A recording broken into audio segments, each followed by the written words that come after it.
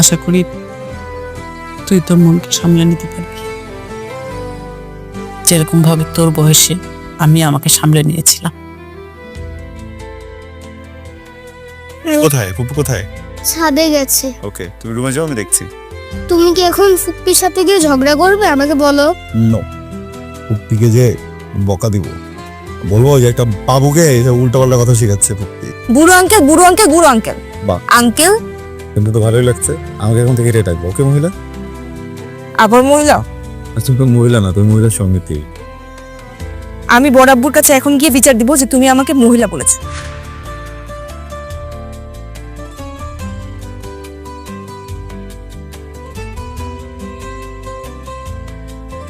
Madam আসসালামু আলাইকুম। ওয়ালাইকুম সালাম। ম্যাডাম, গেটে একটা ম্যাডাম আইছে। হ্যাঁ, কইতাছে আমি গাবরার স্যারের বান্ধবী। এখন কি ম্যাডাম ভিতরে আসতে বলবো? আবরারের বান্ধবী? তুমি কিভাবে শিওর হলে? ম্যাডাম, ওনার মোবাইলে আবরার স্যারের সাথে কিছু ছবি দেখাইছে, আর বলতেছে উনি নাকি আপনাদের সবাই চিনে, আর ওনারা নাকি একসাথে বিদেশে পড়াশোনা করতো। ঠিক আছে, আসতে বলো। আচ্ছা।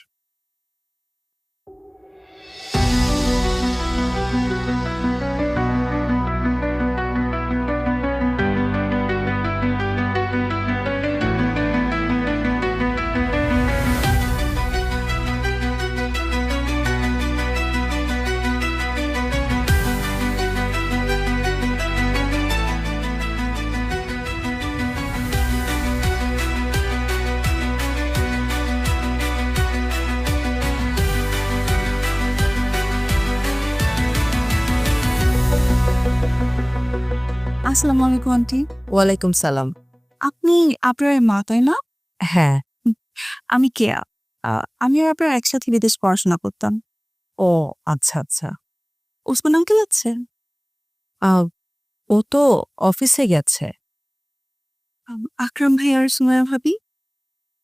আকরাম অফিসে আর সুমাইয়া বাসায়। ইরা আর ফায়াজ? ইরা অফিসে, ফায়াজ স্কুলে। তুমি তো দেখছি মা আমাদের সবাইকেই ভালোভাবে চেনো। তুমি আবরারের খুব ঘনিষ্ঠ বান্ধবী ছিলে? ঘনিষ্ঠর থেকে অনেক বেশি। ঘনিষ্ঠ থেকে অনেক বেশি মানে? আপনি বুঝতে পারছেন না? না, আমি বুঝতে পারছি না। আপনার আমি বিদেশে পড়াশোনা করার সময় রিলেশনশিপে ছিলাম। কি? একটু অবাক হচ্ছেন কেন? বিদেশ যখন পড়াশোনা করতাম তখন আপনার আমি রিলেশনশিপে ছিলাম। দেশে আসার পরেও আমরা অনেকদিন রিলেশনে ছিলাম। তারপর হুট করে আপনার ছিল 1 মাসের জন্য একদমই গায়েব। ও আরেকটা কথা আন্টি, আমার আপনারের বিয়ে হয়েছে। কি বলছো তুমি এসব? আবরারের সাথে তোমার বিয়ে হয়েছে? কিন্তু আবরার তো আমাদেরকে এ ব্যাপারে কিছু জানায়নি। কারণ ও তো আমার সাথে চিট করেছে। আবরার কোথায়? এখন যা কথা হবে সব আবরারের সামনেই হবে। ও বাসায় নেই। আন্টি, এটা তো আপনি মিথ্যা কথা বলছেন। আমি জানি ও বাসাতেই আছে। আমি মিথ্যা কথা কেন বলবো? কারণ আপনি ওর মা, আপনি ওকে সেভ করতে চাইবেন, এটাই স্বাভাবিক। ও কোথায়? আবরার, আয় আবরার। আবরার, আরে কি আশ্চর্য, আমি তো তোমাকে বলছি আবরার বাসায় নেই। আমি ওকে আনানোর ব্যবস্থা করছি, একটু ওয়েট করো। আন্টি, আজকে আমি এখানে এসেছি, আবরার আমার সাথে যা যা করেছে সেগুলো সব আমি সলিউশন করে তারপরেই যাব। আমি আবরারের মা। ও যদি কোনো অন্যায় করে থাকে আমি সেটাকে প্রশ্রয় দিব না, আমি এর ব্যবস্থা নেব। আন্টি, আমার কিন্তু সেটা মনে হচ্ছে না। আপনি আসলে আমাকে ফুসলিয়ে ফাসলিয়ে এখান থেকে বের করে দেওয়ার ব্যবস্থা করবেন। আন্টি, এখান থেকে কিন্তু আমি জীবিত বের হব না। বের হলে আমার লাশ বের হবে। আস্তাগফিরুল্লাহ, তুমি এসব কি বলছো? তুমি তো আমাদেরকে চেনো, আমাদের সম্পর্কে জানো। আমরা এমন মানুষই না। আবরার আমার সাথে যা করেছে, এরপর তো আমার মনে হয় যে আপনারাও এমনই। মা, আচ্ছা কি রান্না হবে? ভাবি, আসসালামু আলাইকুম। ওয়ালাইকুম আসসালাম। আবরারের কাছ থেকে আপনার কথা আমি অনেক শুনেছি। আপনি তো আপনার ভাবির চাইতেও বেশি বড় বোনের মতো। আচ্ছা, কিন্তু আপনাকে তো চিনতে পারলাম না, আপনি কে? আমি আবরারের বউ।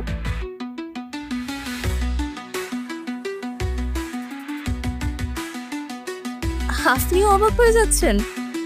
আবরা তার মানে আপনাকে কিছু বলেনি? ও তো আমাকে বলেছিল যে আমাদের বিয়ের কথা ও আপনাকে জানিয়েছে। দেখেছেন ছেলেটা কত বড় লায়ার। না আসলে আবরার তো এরকম কিছু আমাকে বলেনি। তাহলে ডাকেন আবরারকে, আবরারকে আবরারকে আসতে বলো, ওকে ফোন করো। জি বড়ম্মু, আমি ফোন দিচ্ছি।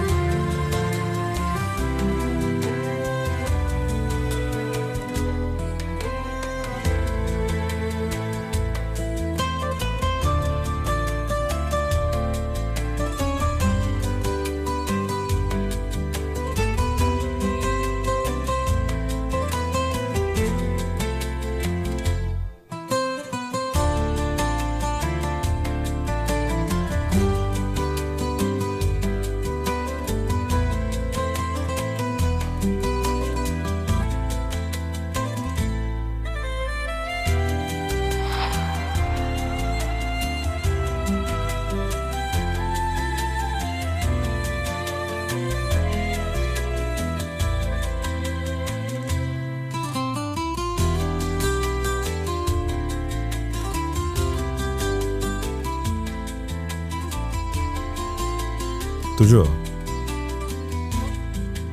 Good project. এই সাইডটা খুব ভালো ডেভেলপ হচ্ছে। হ্যাঁ, এটা দেখার জন্যই তো খালু তোকে আমার সাথে পাঠালো।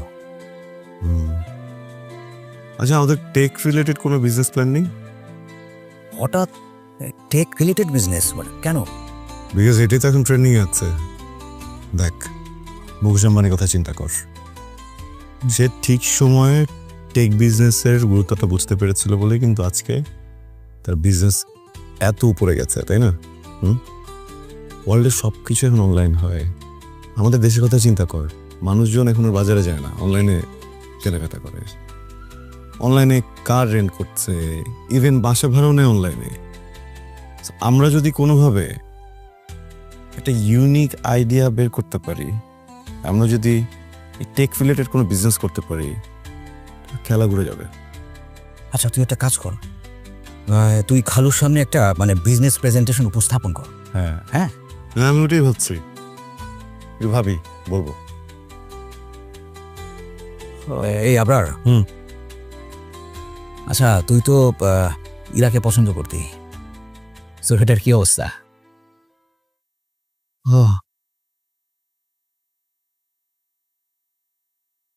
ইরাকে তো বুঝি না, আমার মনে হয় আমাকে এখনো কাজিনই ভাবে।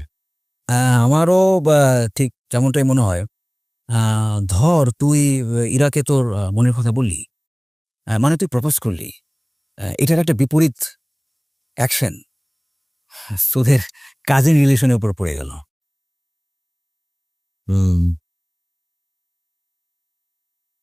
এই জন্য আমি বলি না, আদার্স কবে মনের কথা বলে দিতাম। যাই বলিস ভাই, চিন্তা ভাবনা করে বলিস, কারণ এই বয়সে মনের ক্ষত খুব কঠিন হয়, খুব কঠিন।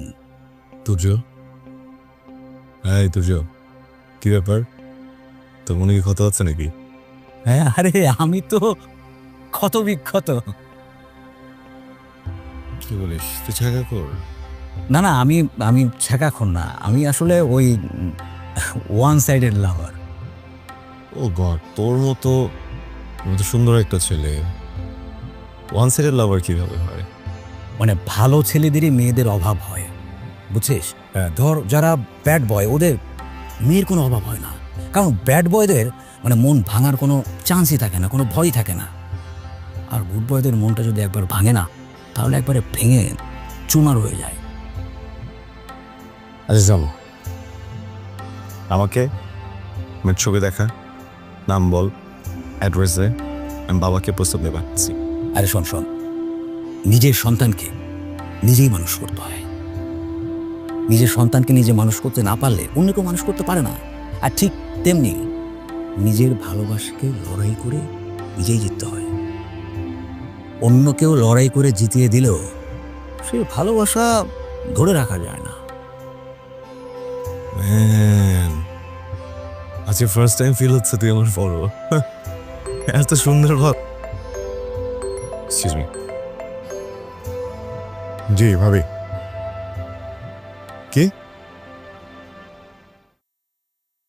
আমি আমি বাসায় এসে এখনই সব কিছু এক্সপ্লেন করছি। ওকে, আমি আসছি ভাবি, একটু। এই কি হয়েছে? তো আমি পরে বলি, আমাকে বাসায় যেতে হবে। তুমি সাইডটা দেখ, আমি আসছি। আচ্ছা, সাবধানে যাস।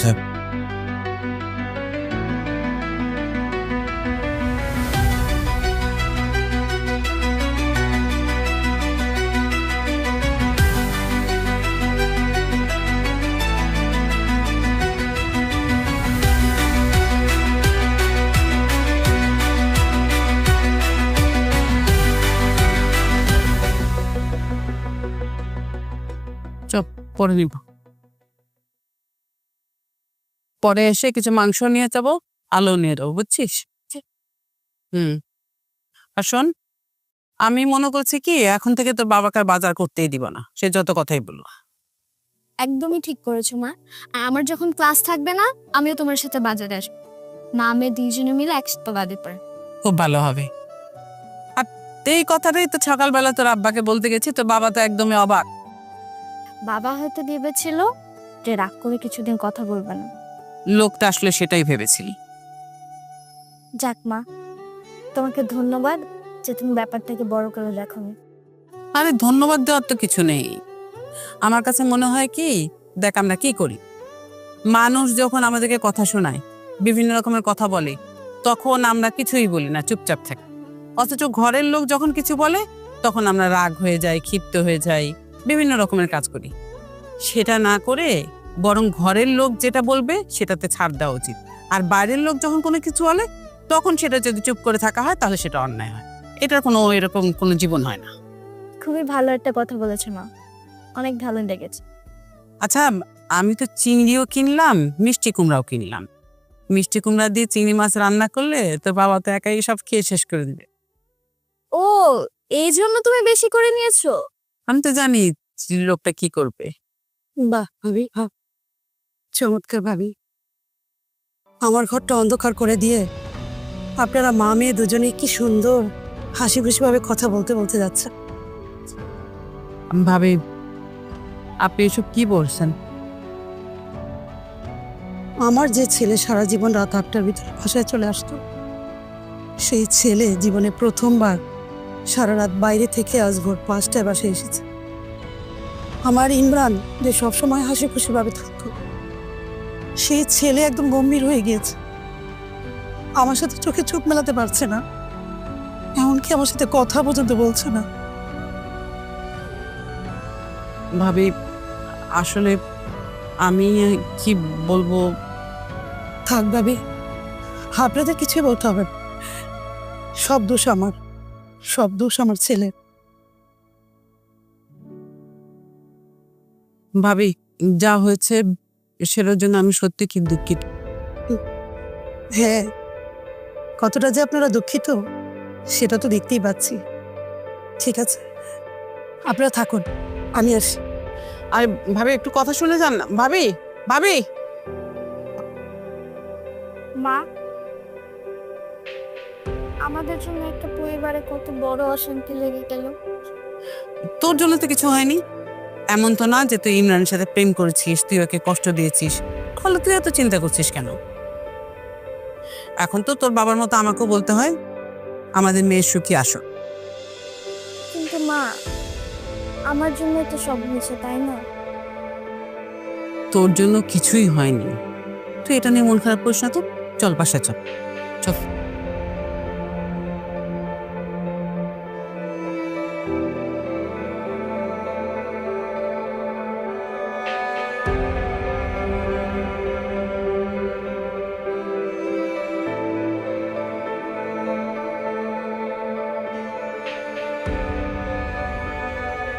কি ব্যাপার, আপনার তো এখনো আসলো না, এত দেরি হচ্ছে যে? সুমাইয়া তোকে ফোন করেছে, আবার বলেছে যত তাড়াতাড়ি সম্ভব ও বাসা চলে আসবে। দেখেন আবার ভাবি, ও যাতে এইসব শুনে পালিয়ে না যায় আর কি। তুমি কি ধরনের কথা বলছো? আমার ছেলেকে আমি এমন শিক্ষা দেইনি। আপনারা আমার সাথে যা করেছে, এরপর আপনি এই কথা বলতে পারছেন আন্টি? এই শোনো, তুমি একদম এভাবে কথা বলবে না। আজ পর্যন্ত আমরা কেউ বড় আমার সাথে এভাবে কথা বলিনি। ভাবি, আমি এভাবেই কথা বলি, আমি এমন। কি হয়েছে আমাকে একটু বল। কে আর তুই?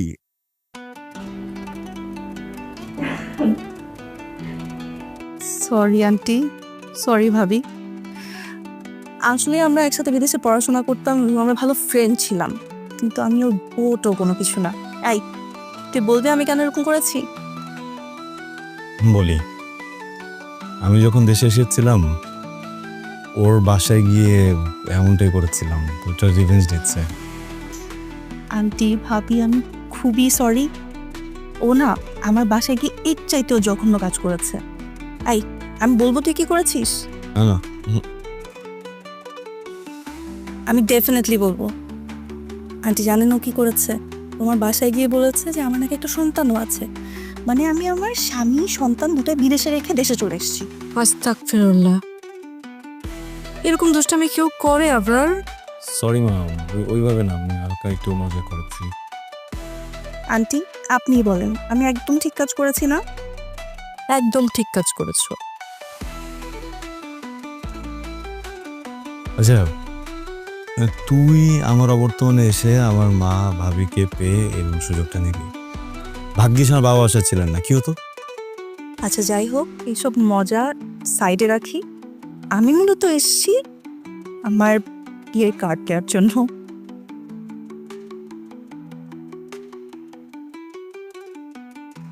আন্টি আপনার কিন্তু ফুল ফ্যামিলি নিয়ে আসতে হবে, আবার রাগ টাগ করে কিন্তু বসে থাকবেন না আমার উপর। না মা, তোমার উপর রাগ করব না, আমরা পুরো পরিবার তোমার বিয়েতে আসবো। আচ্ছা আমি তাহলে এখন উঠি আন্টি, আমার আসলে আরো অনেক ফ্রেন্ডের বাসায় যেতে হবে, অনেক কাজ আছে।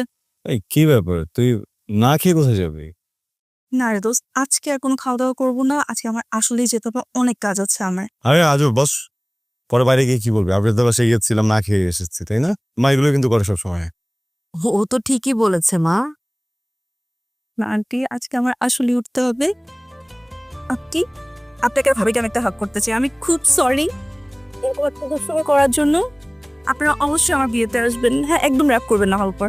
আমি আসি তাহলে, ভালো থাকবেন আপনারা। তোমরা ভালো। আসি, চলে আসবি, তুই গেছিস? বেশি কথা বলিস না।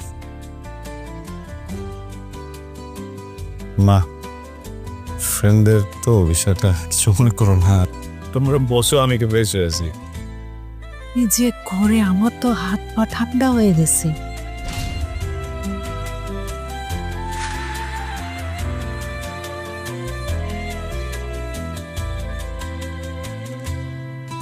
দেখেন ইমরান ভাই, আমার জন্য আপনি আপনার জীবনটা নষ্ট করবেন না। শুনলাম আজকে নাকি তোমার বউ এসেছিল। ফ্রেন্ড এসেছিল, মজা করে গেল। আপনি আমার বাবাকে কি বলেছেন? তোমার বাবা কে? ওসমান চৌধুরী। ও, ওই বুইরা তোমার বাবা? ওই বুইরা তোমার বাড়ি এসে নাকি? হঠাৎ করে আপনার কি হলো? আপনি নিজে ক্ষমা চাইতে আসলে?